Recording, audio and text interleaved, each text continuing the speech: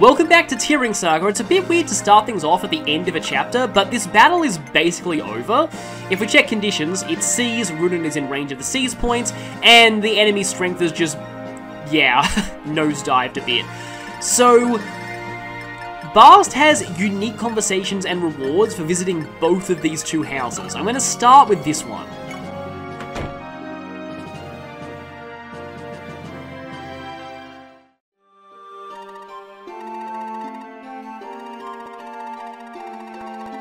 So yeah, this guy is actually Bart's grandfather.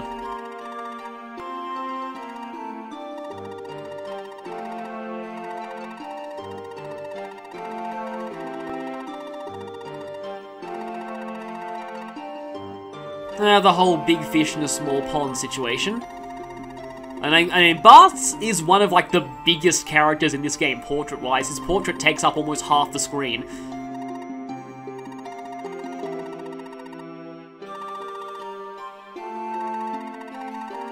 So, all Bart gets out of his grandfather is an allowance.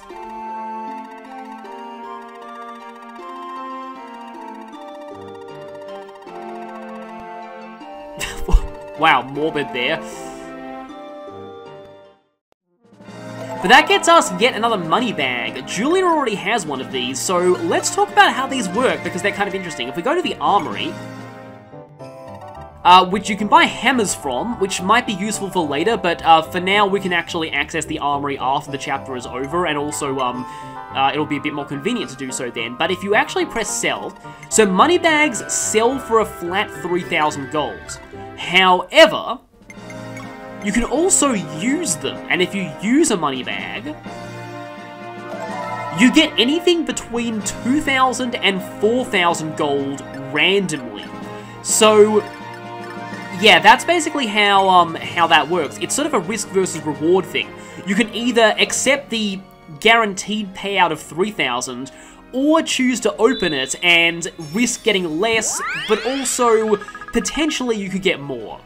I like to sell my money bags most of the time because it's really only 1,000 more that that you get out of like potentially 1,000 more, and 3,000 gold for one money bag is decent enough. But you might also want to hold on to your money bags as well, because there's a point later on in the game where, let's just say that something might affect your actual gold stock, but it will not affect your money bags. So they're a good way to have an emergency supply of money for when you need it. I just wanted to open that one for demonstration purposes. So, I'm pretty sure that you actually need to visit this house with Bart before you visit it with Unta.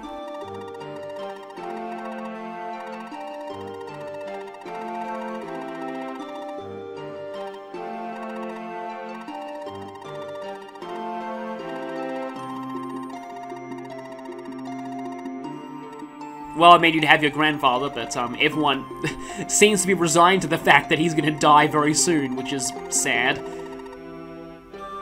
Almost reminds me of Yugi's grandpa from Yu-Gi-Oh! Abridged.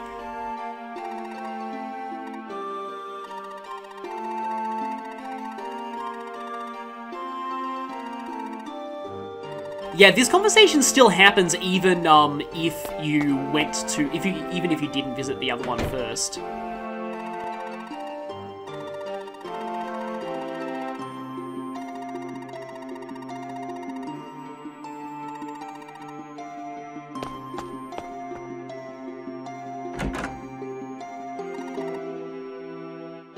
So yes, doing that gets you a halberd, or a poleaxe, I think it was called in some of the earlier fan translations. It's like it typically is in Fire Emblem, effective against cavalry, but as is usually the case in Fire Emblem, it is ridiculously heavy, and also it has 55, accuracy, so I mean, it's good if it does hit, but you need to have, like, practically overkill speed in order to have an attack speed of 0 with it.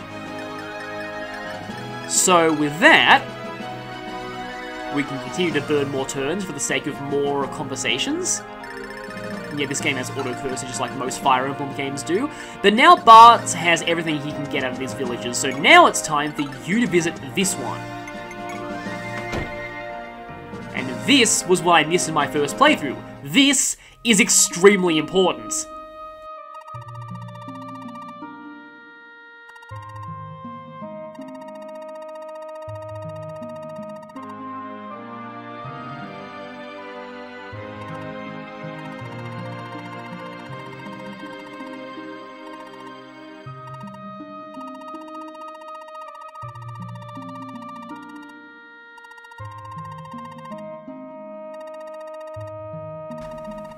So these two actually seem to know each other from earlier. And she's been trying to learn healing arts. Though she can only use a basic heal staff right now.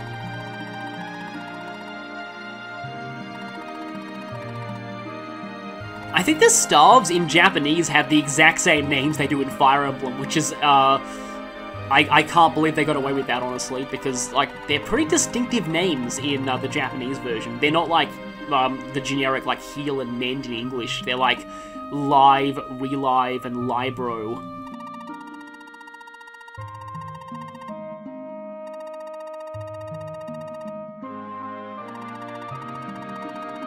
So yeah, she's gonna try and one-up her brother. If he's gonna leave home, she's gonna do it too. She's gonna see the world and go on a big adventure. And that means more healers for us, which is always a good thing. You can see why I told you to visit this village because with Unta, because, yeah, I missed a recruitable character in my first playthrough, and in fact, Plum is very, very important. Not just for gameplay, but for story as well. There are some pretty big story events that you will miss if you don't have Plum.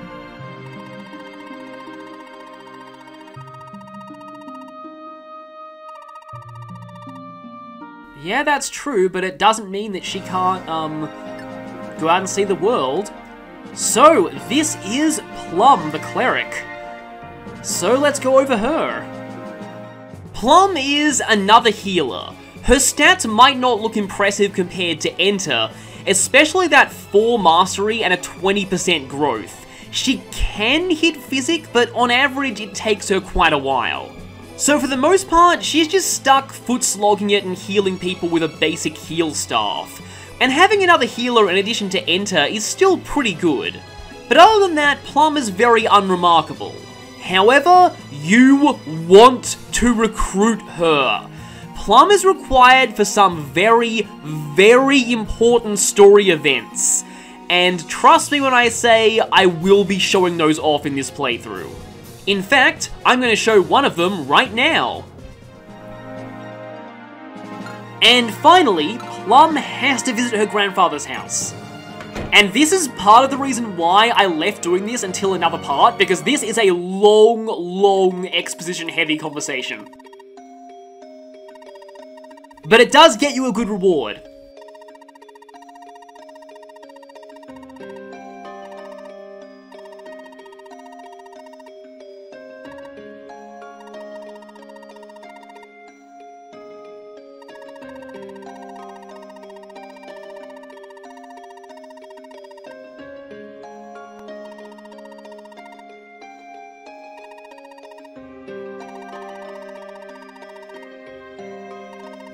Lan is Plum's mother, by the way.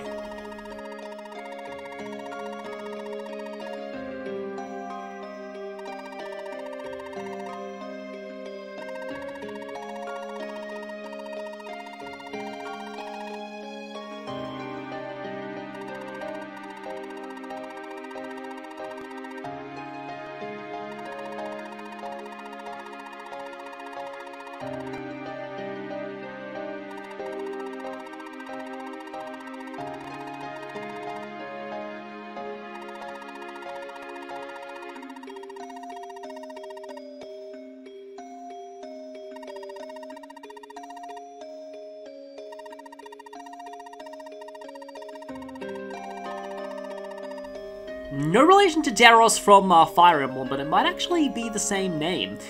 So, yeah, Plum is Bart's adoptive sibling, and it seems like because they said foster, I think, earlier, didn't they? You'll see basically what happened here, but, yeah. So, Bart's father, his wife died in childbirth. Then the father left. And Bart's father met Plum's mother.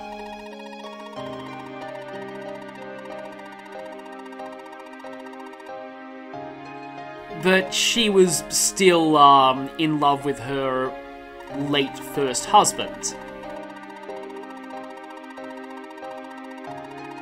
As I was alluding to earlier, many of the recruitable characters in this game have very extensive backstories.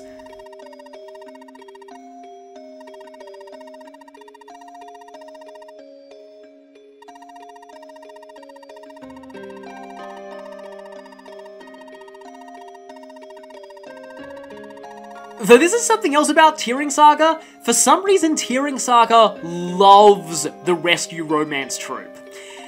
Whenever there is a case where one character rescues another character, either one or the other will end up falling in love.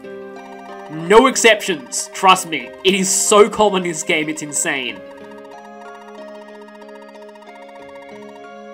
So yes, both Plum's birth mother and Bart's father have passed away now.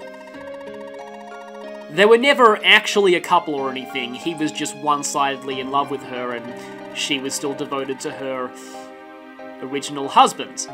But in that sense, they kind of became sort of like, not quite step-siblings, but like adoptive siblings under the same grandfather. Also, this line I just find really weird though, like, because she has her own free will and isn't obliged to love him just because he loved her.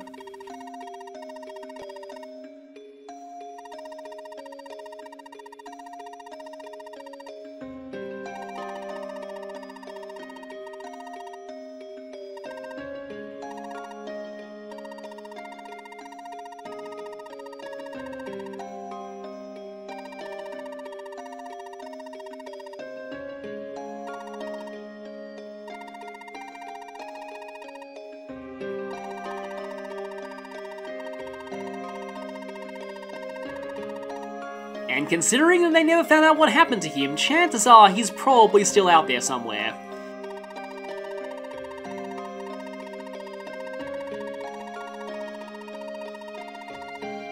Well, I mean, he was involved in a civil war. Maybe it would have been dangerous if she'd grown up with her birth father.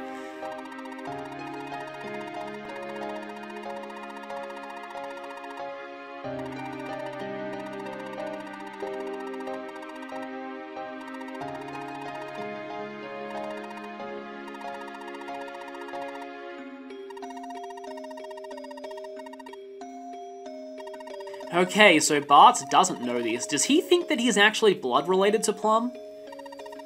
Maybe he does.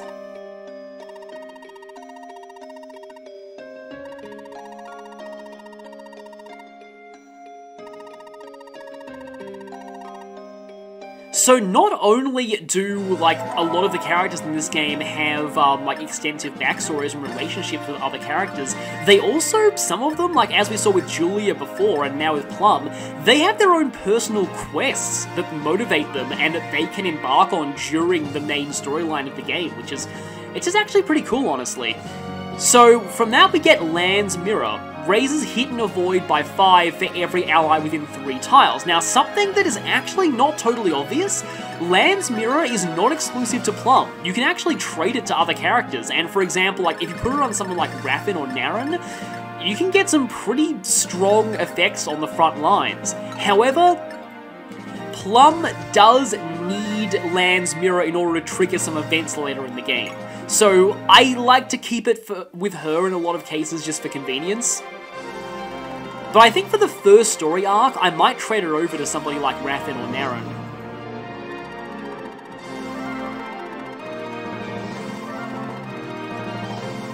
So we're actually not totally done with our bandit problem. We can't go and hunt down all of the bandits, especially since they have home field advantage if we go after them in this state. We could probably be ambushed, but they're going to think twice about attacking this village anytime soon.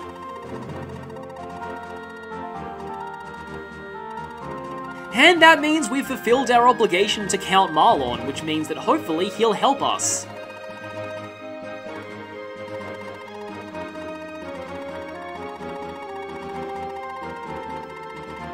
If you remember from the world map, the Temple of Mars is actually on this island. That explains why she's here.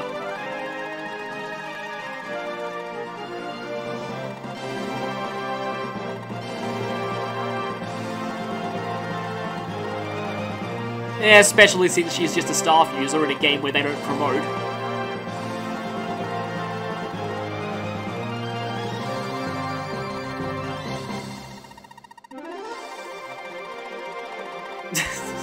Don't go full dirty old man there, please.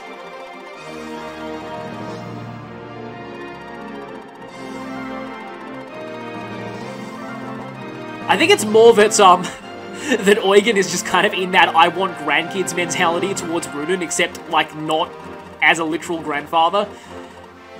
Like, basically, yeah, he just really wants Runen to find someone. Just kind of reminds me of, not on Critical Role having, like, on a to-do list, get Caleb laid.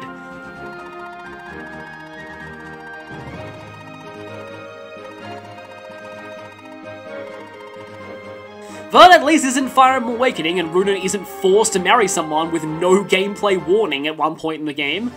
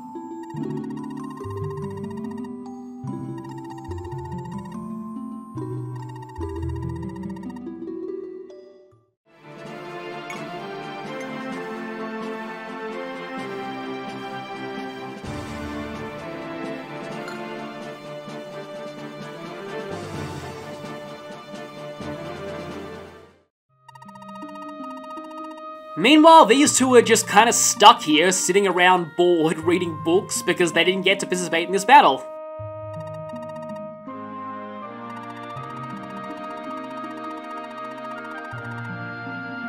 Well, I mean, as long as Raffin doesn't miss a 7% against a boss and just die, then they're probably going to be fine. And yes, I love that line. Raffin is with them, we don't need to worry. Yeah, in most cases, he's just totally ridiculous, and, like, once he gets a bit of a head start in his, like, strength, skill, and speed stats, and then his defense, he just becomes almost invincible. Raffin is great. Okay, that kind of came out of nowhere.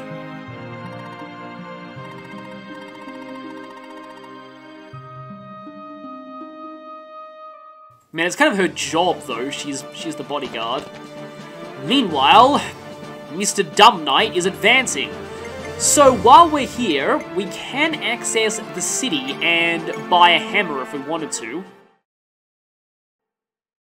And I believe Runen never gets to return here, so buy what you can while you can.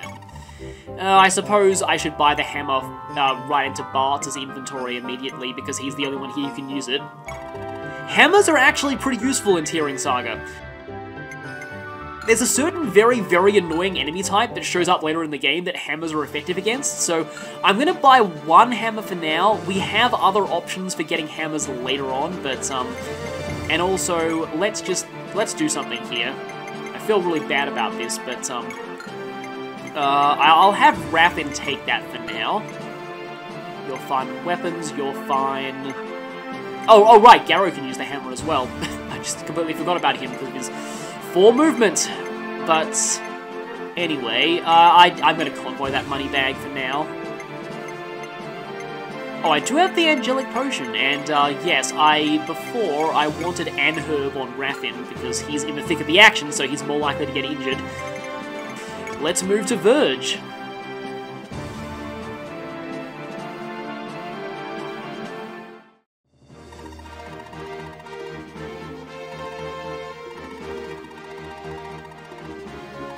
Yes, I wasn't bored at all.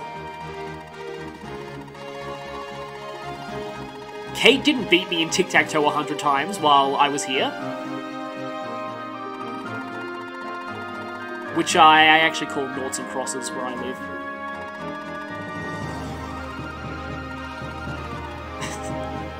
Yeah, Eugen's pretty great. It's kind of a shame that he's not playable, but if he was, he'd probably, I don't know, break the game even more than Raffin does.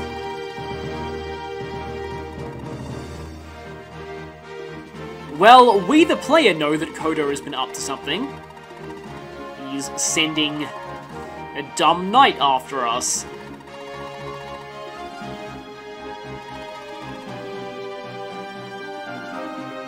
Not so much because he doesn't want to, but more because the entire country would turn on him if he did, as Eugen is saying.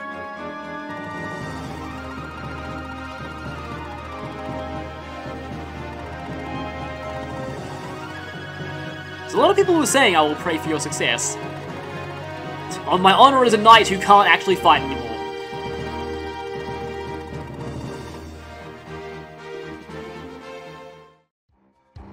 And Count Marlon is still not going to spare us another one of his troops, which is a shame because we could really use Lee right about now. Though having both early Lee and early Naran would just be kind of ridiculous. This game overall, like, difficulty-wise, it's not, like, super hard or anything. Like, I describe it as Thracia if Thracia's difficulty was a lot lower in terms of its raw gameplay. It's sort of a fusion of Thracia and Gaiden, but again, it's much more forgiving. And it does give you a lot of very, very strong characters from the beginning. Yeah, even the story itself acknowledges how powerful Raffin is.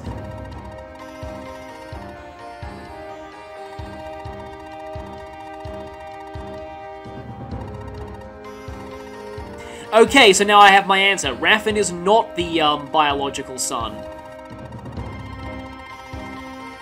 He did mention the Kingdom of Barge, which I always just found that name funny because it's like, wait a minute, is like the whole kingdom a ship or something? But no. We've seen Blood mentioned a few times, which is also a funny kingdom name because some fan translations just straight up called it Blood. The Kingdom of Blood, which is funny because it's not, like, ominous in any way.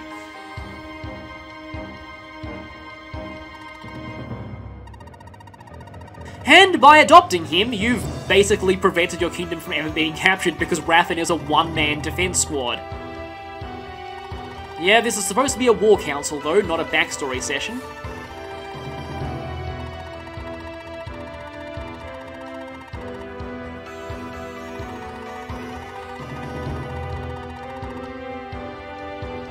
Well, yeah, obviously they're not all of Koda's forces.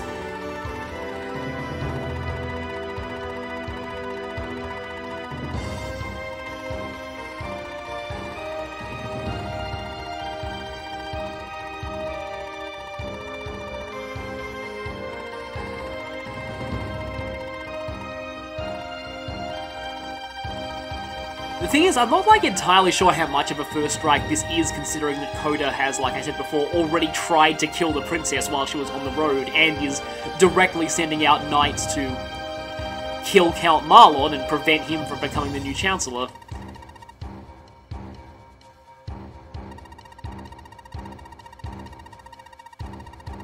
Yeah, my equipment's doing pretty fine right now, honestly. So I'll be saving a lot of that money for later. Meanwhile, the dumb knights continue to advance inexorably forwards. That's an interesting word. I think, like, the first time I heard that word was, like, from Walhart. So, yes, this is the, you know, not the entire force that we were talking about before. He has this guy. Yes, my lord. Understood. And this guy. 3 guesses which one of the 3 is not evil. I mean, honestly, though, I actually do find it unfair that a lot of people make the accusation of, like, oh, it's only the attractive characters who are good in Fire Emblem, because, you know, it's just kind of like there are plenty of Bishonen villains in Fire Emblem, and, you know, there's also characters like Gonzalez, and, like, honestly, I don't think that it's really as big of a case as many people think it is. But that's probably a tangent for later. It was more that I just got frustrated with the fact that people, like, were saying that, oh, Michaelis only survived in New Mystery of the Emblem because of his looks, which I don't think that's true. Like, I really don't think that's true at all. But anyway, yeah, Roger is, being mildly Camus right now, but at the very least, he's still...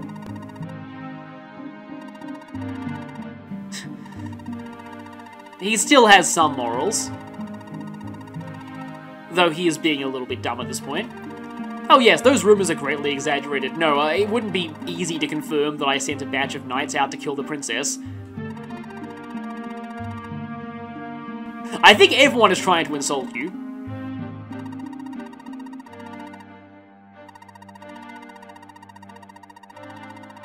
But yeah, this is the reason why Roger is still on this guy's side. This is the kind of person that Coda actually does have to threaten the families of.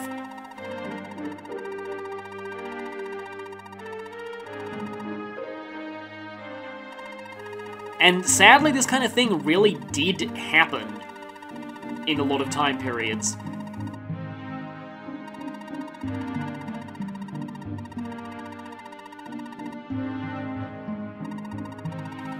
The whole family being held accountable for one person's actions. So I suppose it's our job to ensure this guy is freed of, this guy's leash.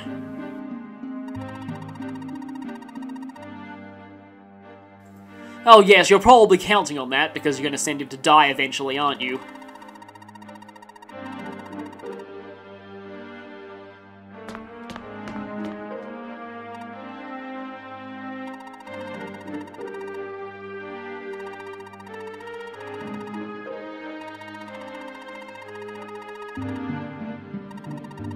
Yeah, probably, because, seems implied that she's close to Roger, and he'd probably take her hostage if, she was seen.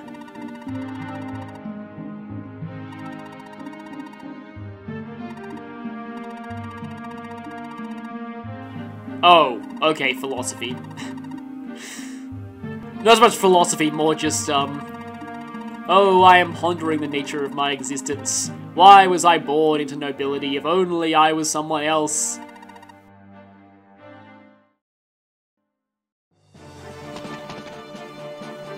But, yeah, we actually now have 2 armies to deal with. Or 1 army that's combined. Yeah, we have Roger, the Silver Paladin, and Mel, as well as a whole lot of, Bowman and a, Sellsword. There's a lot of enemy-only classes in this game. For example, Bowman is not the same class as Archer, and Sellsword is not the same class as Mercenary. But, yeah, we've got these 2 in a very not mounted force, almost like it's suited for defense.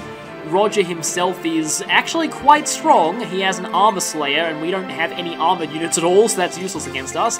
As well as Vantage, Pavese, and Urbanite. No Kanto, though. But yeah, as you can see, yeah, Vantage only works if your attack speed is higher. And Pavese doesn't totally negate attacks, but it gives you so much defense that it might as well. And then Mel. Mel is a Troubadour. They use swords in this game as well as staves, and she has an S-Stock and a Heal Staff and some pretty low overall stats. We can't see it here, but she and Roger have a mutual 15% support with each other, so, we don't want to face the 2 of them on the battlefield. Now, we can also access the armory in Verge. Yeah, they sell quite a lot of things here that we couldn't get before. Do I need another heal staff or not? I mean, I can always get more heal staffs in other places, so they can also... We could buy another javelin, though? Again, there's a much better throwing spear that we can get later in the game, but at the same time, might not be a bad idea to... Actually, Raffin could take one of those. I mean, I could even buy a third one and give it to Naren, but I don't think I really need that. I think Chris's Javelin is enough for everyone. Okay, I'm gonna get a Steel Sword for Naren, just in case I need a bit of extra power on him. He probably should have his own Javelin later once he promotes, which is going to be pretty soon, but still. Heal Staves are pretty expensive. I already have enough for now, I think. And then Vendor... Okay, they do sell Miracle Charms here, so it's not totally necessary that you keep the one that you got in the first chapter. But at the same time, they're really expensive, and yeah, you need to keep one for a side quest if you're planning on doing, it's the most infamous side quest in the game, the Latina event. I almost want another herb, but it's kind of expensive, and we do have 2 healers now. So we have a total of 13 units, and this place, which is the only place we can move right now, only lets us deploy 10, and when we move there, well, we're gonna get attacked, so be ready for a battle. I think I'm ready in terms of preparations. Let's move out! So this is a very rare situation where Runan actually gets to backtrack to a place that he's been to before. This is one of the only times in the game Runan does this. So, as this chapter name implies, we're actually fighting on the same map that we were back in Chapter 1. But as you can see, the door to the Blue House is closed. If you got the Seafarer skill in that chapter, you won't be able to get it again. However, all the houses are open again, and we actually can visit them again for items. So, unfortunately, we cannot see any enemies here. But we can choose who to deploy, and we're going to have to leave 3 people out, and I definitely don't want to leave out Chryse and Arcus. We definitely need some good cavalry here. I mean, Esther's not amazing right now, but at the same time, she has a great support with Raffin, so I might want to bring her just for that. We also have Kate and Sasha. Kate has bow support, but I do have some range on my javelins, and with Garrow, I kind of want to bring both my healers. Enter, as I said in her bio, is forced deployment for all of Runan's chapters, so you will always have a healer. Okay, I'm leaving out Julia. Is that really okay, or... Because honestly, Julia is like, she has lowish movement, and I mean, you know, Sasha is not amazing, but she does have that charisma skill, which was not actually fan-translated as charm, even though that's what it got officially translated as in later Fire Emblem games. Oh yeah, and Sasha's supported by Raffin too, and Runan. And Raffin is supported by Sasha, so that's pretty great. Yeah, I've got Julia. Okay, I think this will be where we go. I'm going to begin the battle just because I want to show the initial cutscenes in this video, and then we'll play the fight itself.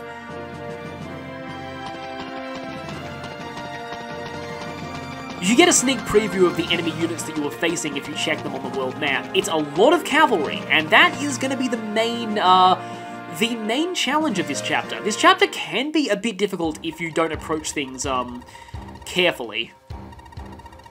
The cavalry can very easily run rings around you and circumvent your defensive lines. Comprised mostly of foot soldiers, that's a total lie. I'm like all cavalry, apart from a few exceptions.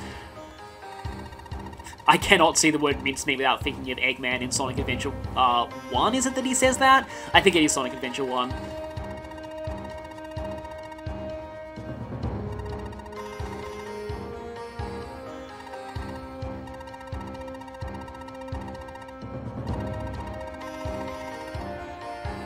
Oh yes, it will be quick, but it probably won't go your way.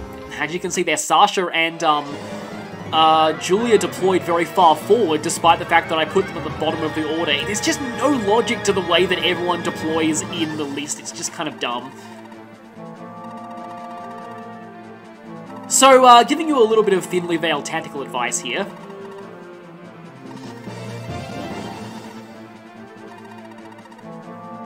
Since it's an early chapter, you know, it kind of makes sense the player would need a little bit of advice here.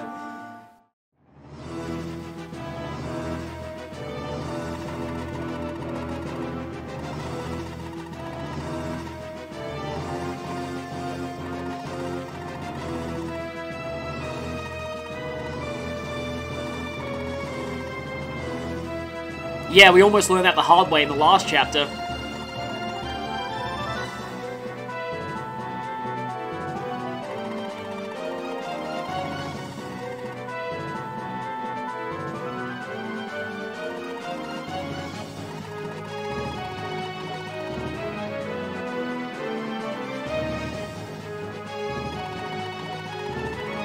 Now, I believe there's actually a conversation here, if you deployed, Barts. There's a conversation between Bart and Plum.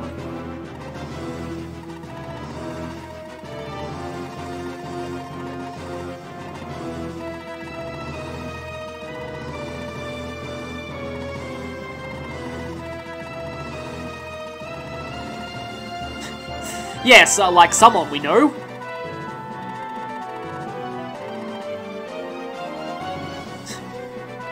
Meeting some new acquaintances, middle of a battle. And as you can see here, just like Gaiden, if an enemy army runs into you on the world map, they get to move first. Unlike Gaiden, though, they're not immediately in range of our healers from the first turn. I hate that so much in Echoes. It's just like, oh, look, you let an enemy run into you on the world map. Oh, looks like, you know, your healers have died and you can't do anything about it. I mean, you know, other than not letting the enemy run into you, but still, okay. With that, yeah, I will end things here. I might actually reload a save and try and show that conversation with Bart and Plum at the beginning of the chapter if they're both deployed. Because I think that's the only one that I didn't get to see there. And then I'll see you next time when we begin the actual fight. So, see you all then.